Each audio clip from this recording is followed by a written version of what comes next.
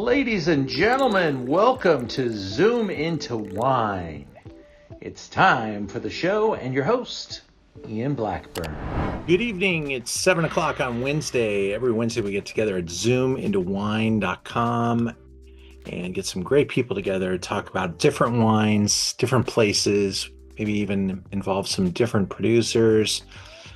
And tonight we're going to be exploring the world of Rosé.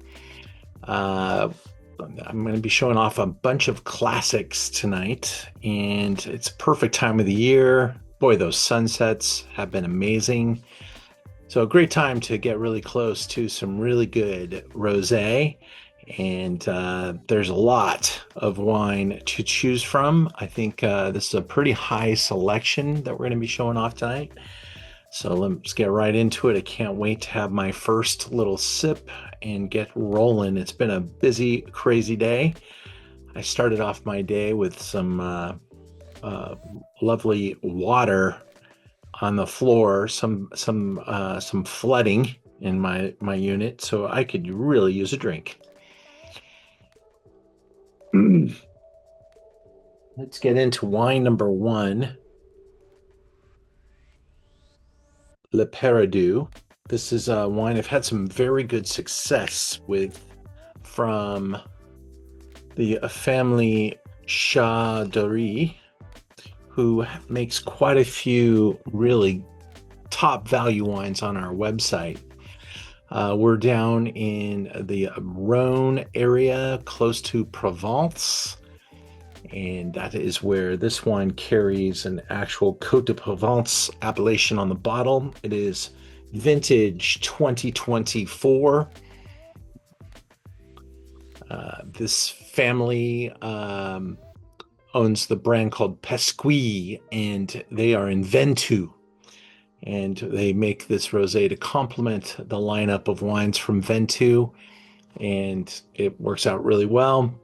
And they are really have a wonderful touch. They're very much on the modern side of winemaking, featuring a lot of concrete vats. And those are kind of the rage in the new age of winemaking, making things softer and creamier because the fermentation creates a constant stirring in the egg, which is round, and there is no bottom or edges. So it's like perpetual motion, and that creates a little bit of a suction of oxygen through the membrane of concrete, which is porous and does allow for just a small amount of oxidation, and it really creates a textural component to the wines. Now, most of the wines that we're going to taste, these are the grapes are grown to be rosé. In some areas, they'll take white wine and red wine together and create a rosé. That's very much still a thing and very appropriate. But for a lot of people, they're taking the red grape varieties and doing an extended press, and it releases just a little bit of pale pink into the wine. And that type of fermentation and pressing is what you're going to find down in Provence and Côtes de Provence. I see a chat already. Thank you for getting it going. Yes, Thomas, I can tell you're ready for some rosé as well. I can't wait. Cheers. The nose is outstanding, fresh, clear, clean, bright, like hints of strawberry. You could go a little wild in here. You know, Provence is gorgeous, wind blown, high desert, kind of warm, close to the equator. Lots of lavender grows down there. You might even smell savory things like olives, capers, dried flowers. Really pretty. This is a majority Cinsault in this particular cepage, and that's a slightly different characteristic. A lot of the rosés we're going to taste tonight are going to be Grenache based, and Roll is very hip. You can tell they're a modern winery when they're calling it Roll, also known as Vermentino.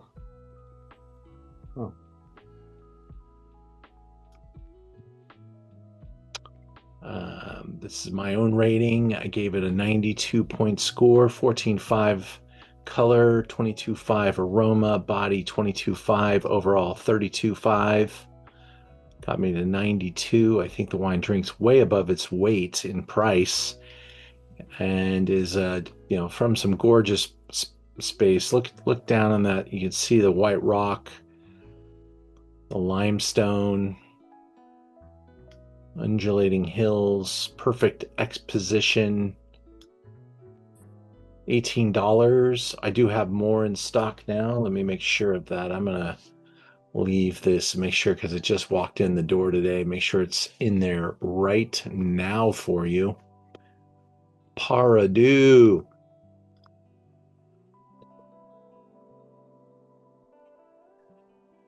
We've been waiting for it to come in, and it just walked in the door, so it barely made it to today. Yep, it is now ready to go. Perfect.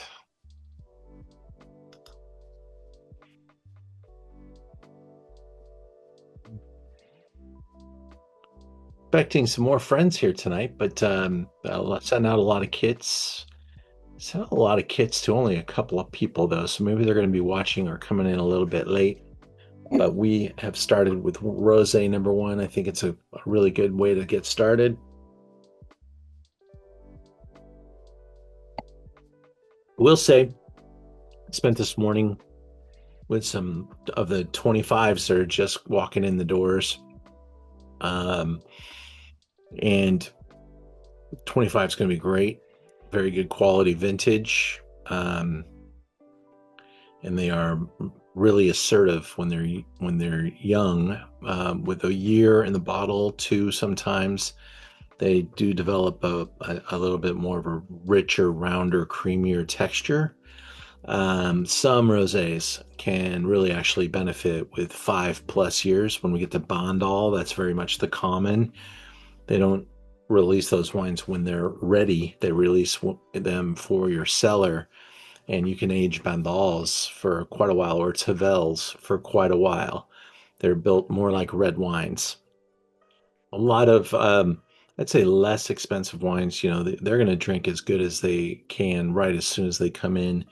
I wouldn't put lower end wines in the same category. Things with good provenance, coming from good spots, good producers. A couple of years will actually improve them. We'll taste a couple of those today, and we'll see what you think about my 2021 from Corsica as we taste something with a little bit of age on it. And we'll get there in just a moment. I'm going to go back into our slideshow. Where'd my slideshow go? There it is. Okay. That is not the slideshow. There you go.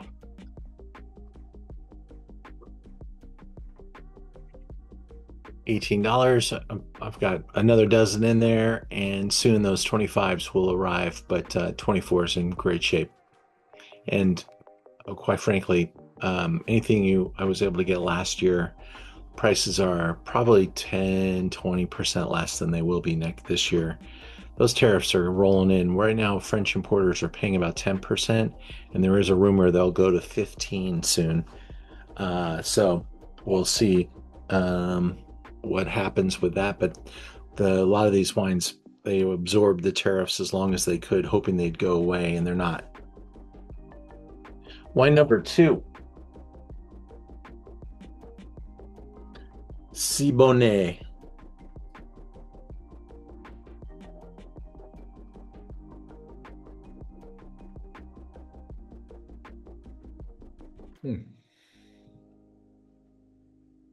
This is also Côtes de Provence, but a little different cepage. Right on the Mediterranean. Really a great visit. In fact, I've got some friends in Provence right now saying how fantastic it is. This is Oliver de Forget.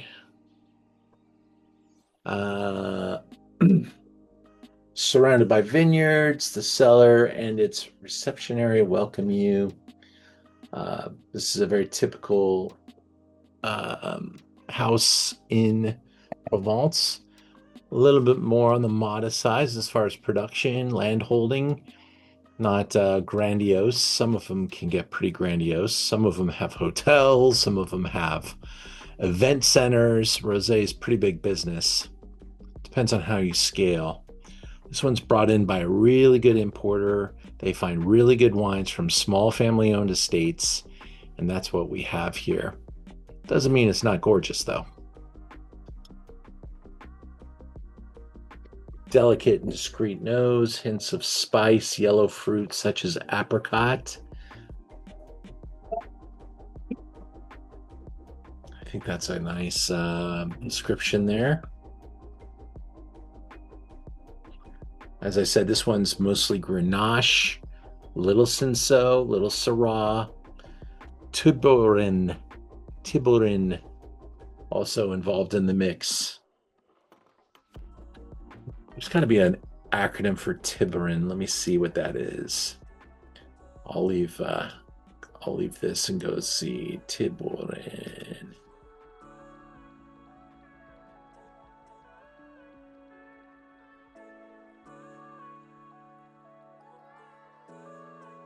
Tiburon.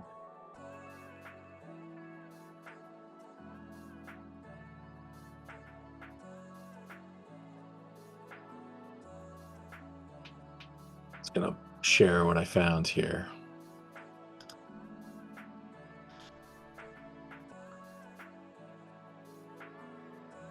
A red French wine grape variety that is primarily grown in Provence and Liguria, but originated in Greece and possibly even the Middle East.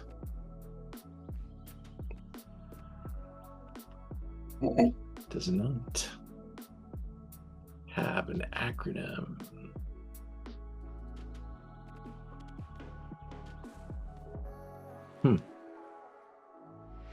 Beautiful cluster there. Could be Cabernet if you put it in front of me. It's got those shoulders and everything. Pretty interesting.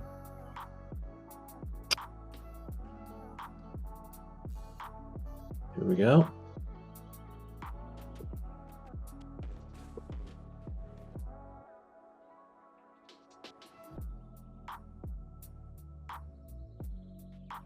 $92 points. Falstaff. They're getting a little bit more prolific on the internet.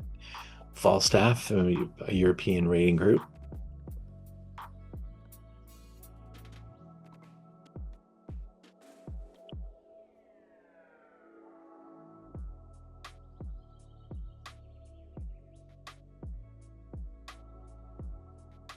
Got a little bit more assertiveness. Definitely there's some grip there.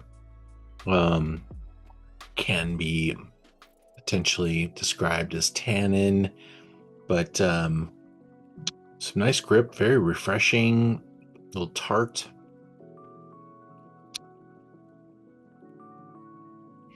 I love getting to do this because I taste these wines one at a time with the suppliers. And it gives me a great viewpoint comparing these rosés. They're totally different importers.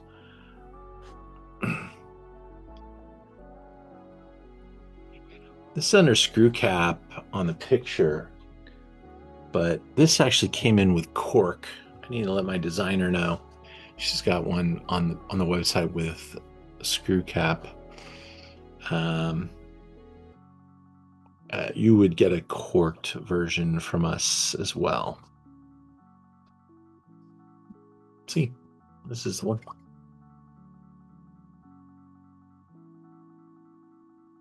I do think I've seen this with screw cap, though. I'm not afraid of screw cap on this one. May even help. Keep it a little fresher, a little longer. All right, Giacometti time. Love this producer. Love Corsica.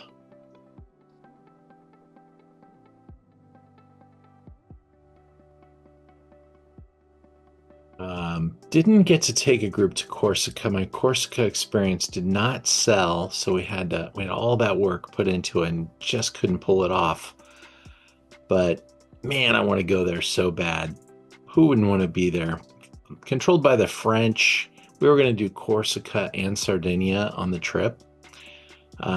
Sitting out there in the Mediterranean, really slow pace, beautiful, fresh, protected landscapes. This winery's got a great reputation, been imported by Kermit Lynch for a while.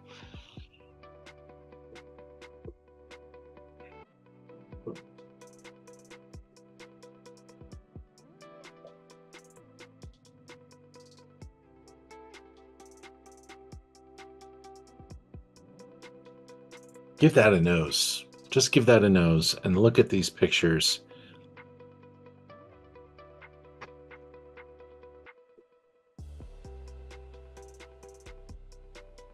That smells awesome. That ocean air, a little salty. These things have incredibly high acidity, and also our grape mixture here is quite different.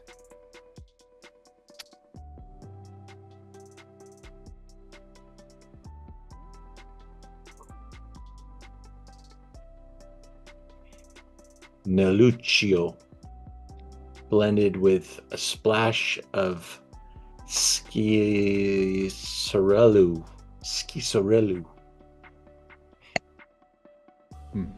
Interesting. Hey, Ian, just a question. In my glass here at home, this looks orangish and not pink like the first two. Is that because it's 5 years old, or is that just the way it's been? It was, would it be also kind of orangish like this, fresh from the bottle? Yep. Yeah. A lot of rosés are on that orange Yeah. spectrum. Okay. And this one definitely has a little bit more red flesh influence, but not pushing it towards red wine, but pushing it in that color. It's kind of darker. Not for any the ageability on this wine is undentable. It's really in a good spot. I bought this wine. Importer brought in quite a bit of 2021. Created some special buy-in opportunities. We're selling this wine for over half off what it would normally sell for. So, really a great little value. It might be one of those things that doesn't sell when it's discounted, though. We'll see how it goes. But this is what it looks like there. Just really raw, organic, biodynamic type of ethos in the vineyards.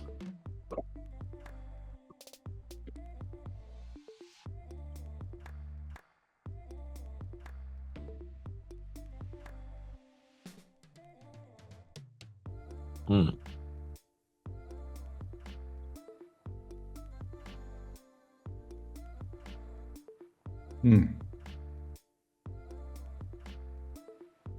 So Patrimonio is the part of where this comes from in Corsica, and this really is a fun seafood play. In fact, I cooked for a group on Monday. My brother turned 60, and so we had a big 60s cooking feast. I spent all day Sunday and Monday doing it. In fact, bit off a little bit more than I could chew, but it went really well. And I made some grilled fish with capers, olives, fresh oregano. It was like this special, well, actually it was kind of a dried oregano, but it was in like the whole bushel. And I put it on the grill, covered with and also some Italian parsley, and I covered the fish with a butter and Italian parsley, salt and pepper, grilled it till it was like blackened on the outside, not black, but like charred marks were appearing, which was just plenty to cooked the outside. The skin was almost crunchy. And then I ladled in some butter, olives, capers, and man, this wine would have gone so great with that. I hope you can smell that connection with this wine. I should have brought some out there. We were having bubbles, but I think this would have been a great. It even has kind of the nose of the ocean. It just smells like it's ready for seafood.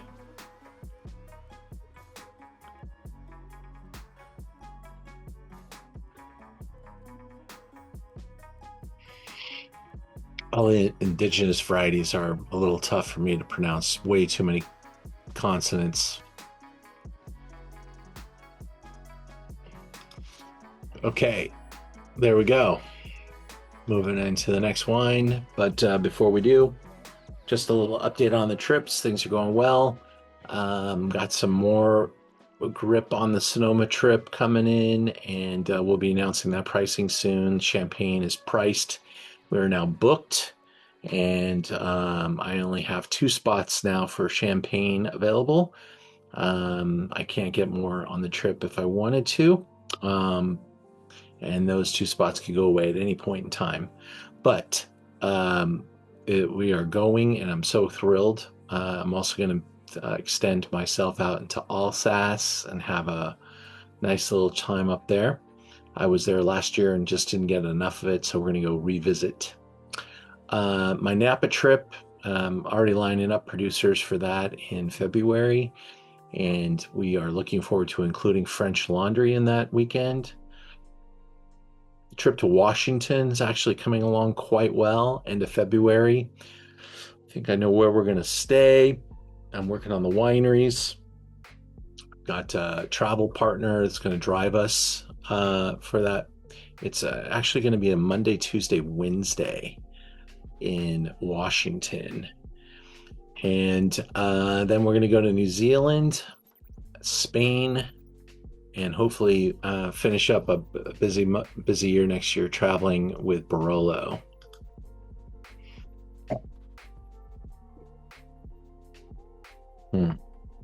Showing great. Next one, Domaine Haute, one of the great houses. Côtes de Provence. This is Bayat. This is their least expensive cuvee, but really quite good. 2023 is our vintage. Marcel Haute winemaker. They own three estates. 2004, Domaine Haute joined Louis Roederer in their world domination tour, basically. Some really great brands are in the Roederer portfolio. This is one of them. Here is one of the 3 estates. The bottle, that picture is not correct, but that is what the other Haute wines look like. And the thought with that bottle shape right there is if you lean it on its side, that is the slope that is the Côte de Provence, or Provence, and where their winery is located. So that is where the imagination came for that bottle shape. They put Domaine Haute in a sexy, cool bottle, but it is a little different. This is the one that we're tasting, Bayat. This is also Grenache based even a little bit more than the others. Still a little Cinsault. And a kiss of Mourvedre in this wine. This is 93 points, Wine Enthusiast.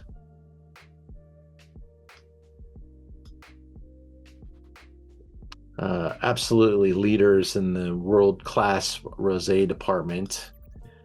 This typically carries a little firmer price. Our price is fantastic at $25 for this wine.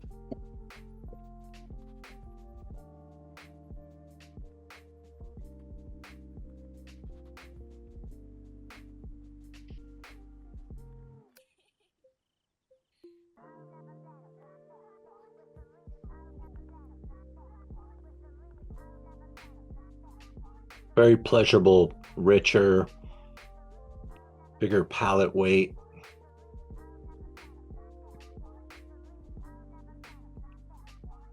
Hmm. Nice. Tastes pretty good, huh? Yeah.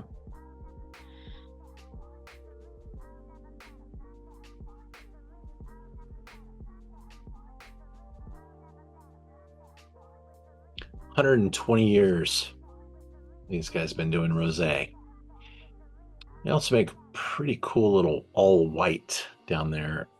Côtes Provence white. I don't have it in stock right now, but I'm going to bring it in my next purchase.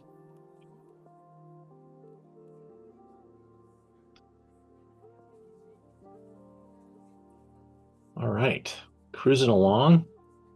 Go back in, get ready for the next one. Hmm. I have worked with this brand every year that it's been in existence, I think, and at least in America. This is the 24.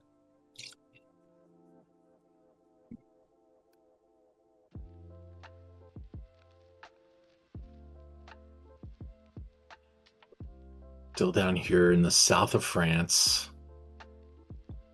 I had a really great experience when I went down there. I stayed in Cannes and then traveled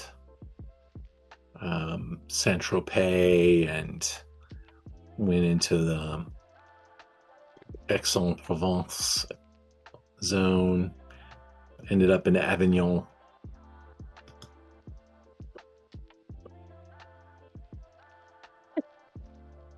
The Ott family has their involvement in the Rumor brand as well, but they do not own Rumor. They make it for Rumor.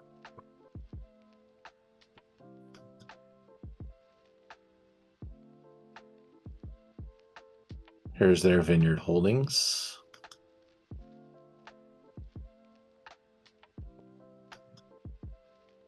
They're 50 Grenache, 25 Cinsault, 25 Syrah. 91 points James Suckling. Hmm.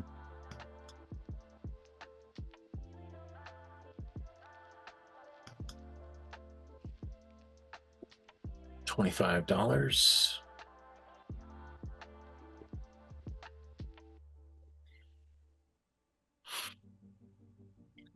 When I taste the various rosés, I'm just looking for them to be representative of the place. Want to have certain balance of flavors. I want to look for that acidity, the structure. The rumor comes at it with a little bigger wave of information. I think it's maybe that Syrah component, 25%. Bigger wine.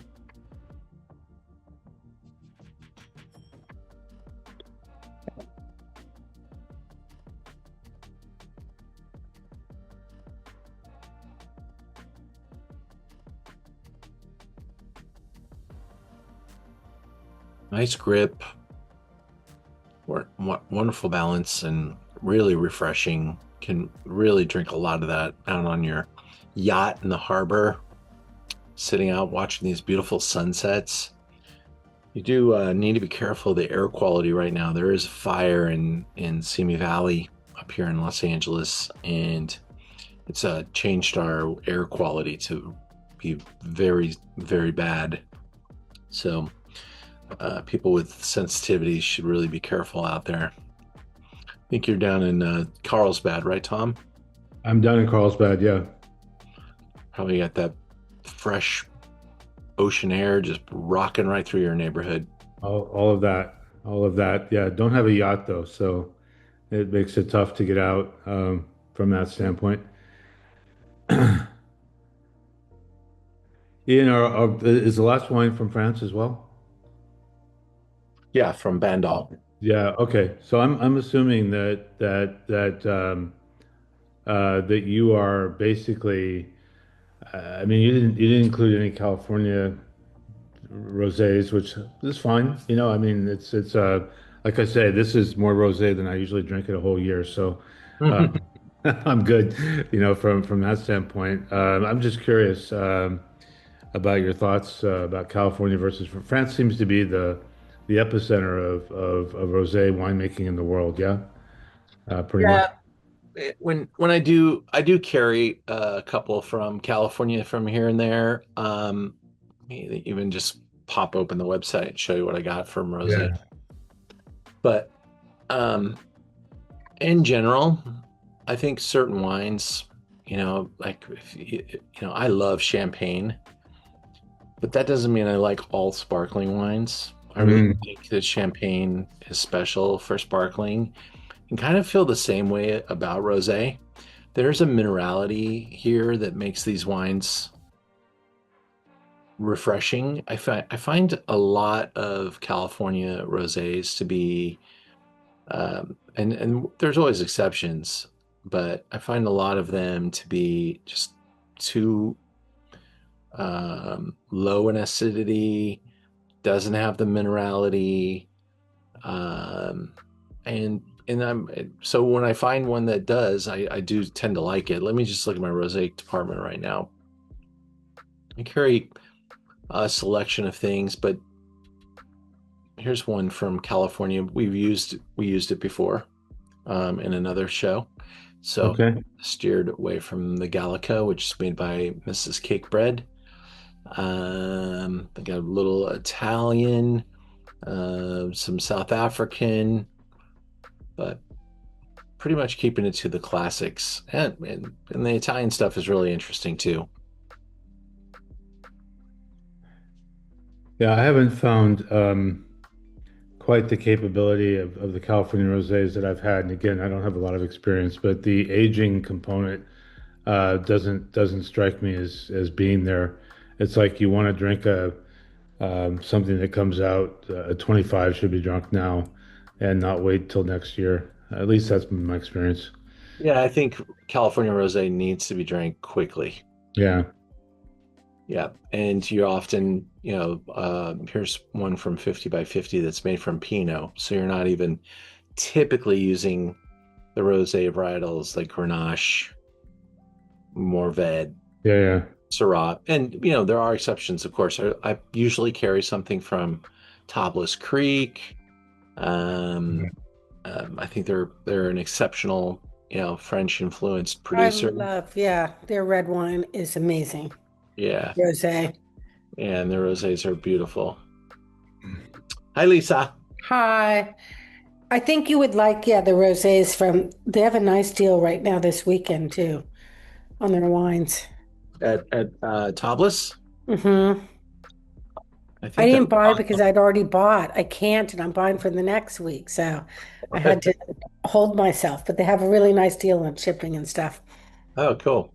Yeah, we're all getting pretty creative trying to find business. So we're all digging for dollars for sure. The last wine that we're going to taste is from an absolute classic. That's Terrebrune. Let's go there.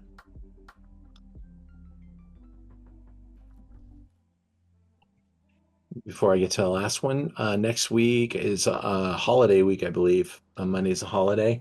So we don't like to play that game with the holiday weeks, so we take those weeks off. June 3rd, though, we'll be back with some Central Coast gems. Let me just take a look at what those are.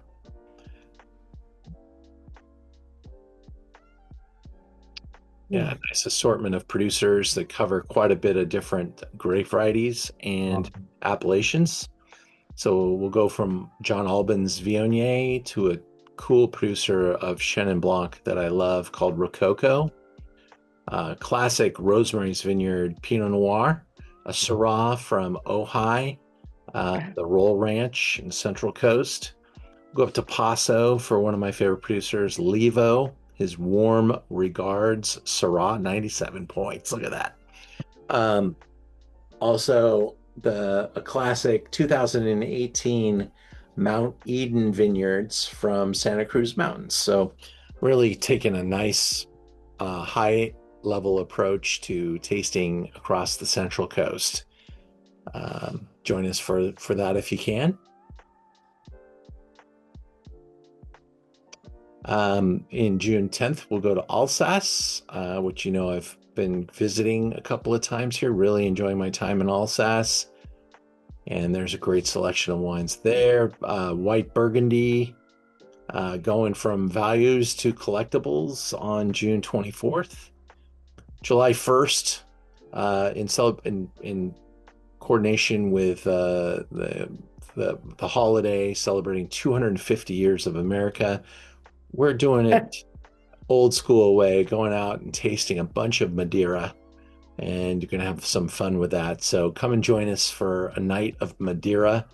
These wines can be really highly, desired. Their prices are going up every year. It's like this is one of the best investments in my store, actually, is owning Madeira, because the price of these wines are going up like 20% a year. And the vintage stuff may be going up even more than that.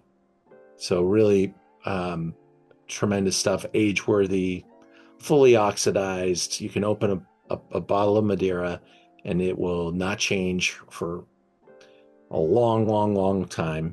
And these are really fun to taste with some age on them. So we'll go taste a bunch of different stuff there. And then my Zinfandel tasting, which will be on July 8th. And I've got a great lineup of Zins all ready for you. From some of the greatest producers, from Turley, Storybrooke, Martinelli, Moritzen, Outpost, and Limerick Lane. So join me for Zinfandel. All right.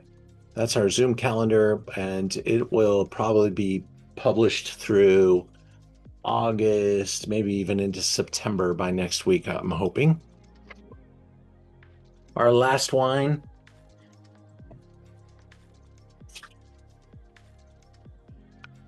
Terrebrune, Domaine Terrebrune. This is Bandol. So very different style, very different terroir, different idea. These wines are built to be aged in your cellar. Bandol is just around the corner from Provence. But definitely a distinctly different wine. A couple of years back, we had Kermit Lynch on the Zoom with us, taking us on a tour of Terrebrune.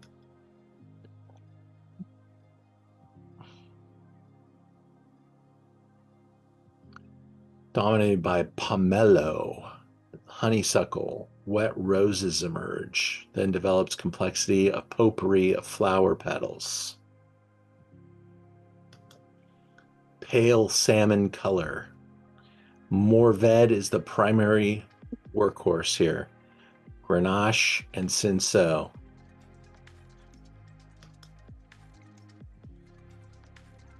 Pink nectarines, dried orange peel, summer flowers.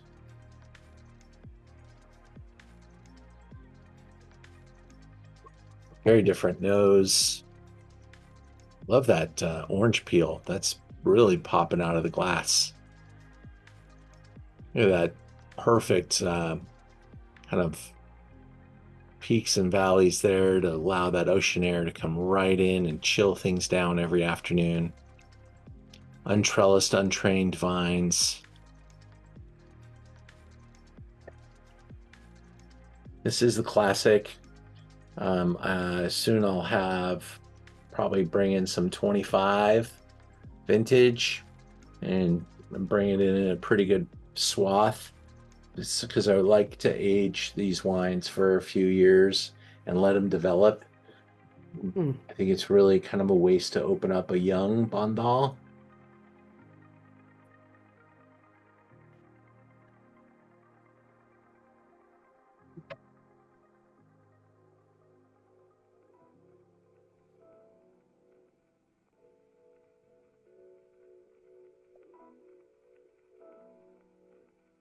That's drinking great.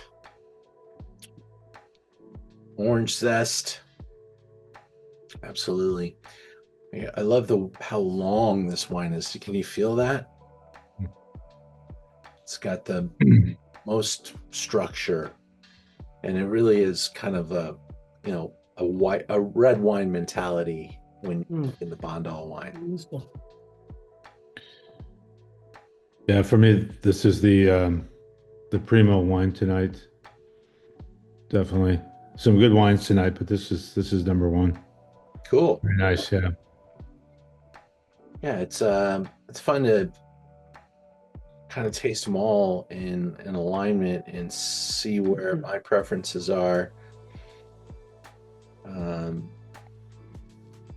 I do like the first one that we tasted tonight, the Paradou. I think really has kind of a nice entree level price point, and it's doing exactly what it's supposed to do. I think the blend has a little bit more is more Bandol and Stat inspired too. It's also more Ved based, if I remember correct. And That then, was my second favorite as well. Yeah, cool. yeah. Very nice. Thank you guys. I'm hopeful that you guys get a chance to watch the San Diego Padres and Dodgers tonight. What a great series. Game 1, Padres won 1-0. Game 2, Dodgers won 5-4. And they were grueling battles on both ends. Pitching has been amazing. I haven't even looked at the game yet tonight, but I'm going to get in there, and thank you guys for joining me for a little night of rosé. Thanks, Ian. You will. Okay.